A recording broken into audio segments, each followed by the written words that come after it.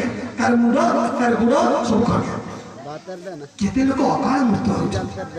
केते लोक छुआंकर अनाथ छुआ अनाथ हो जाउछ हम मानकर भूल पाइ हम मानकर असुरक्षित पाइ एरा केते इम्पोर्टेंट आपण हल्का नियंत्रण तेणु एते बहुत सुंदर कथा सर हमको उद्बोधन देले तेणु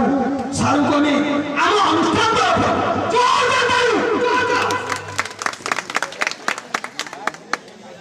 बढ़िया तेणु सारू को आउ थे धन्यवाद मु यहाँ पर अनुरोध करुच्ची आमर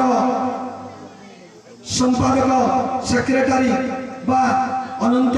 आज्ञा को से चुंबक उद्बोधन दे सहसान करने अनुरोध कर अनुरोध करुच्ची कुसुम बाबू को धन्यवाद दे सभा कर धन्यवाद सर समस्त को सहयोग प्रभु त्रिनाथ ठाकुर को प्रार्थना करी कृपा करी एमती प्रत्येक वर्ष आमर गोटे उड़ा न हो समस्ते पुणी ठीक समय यही दिन यही समय प्रभु त्रिनाथ ठाकुर को पुणी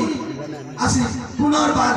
अनेक उत्साह जीवन में पुणी दर्शन करवा ये कही समस्त शुभकामना करी प्रभु कृपा लाभ करी प्रभु चरणारिंदे प्रणाम करी आज सभा को शांत कर जय जगन्नाथ जय जगन्नाथ जय जगन्नाथ।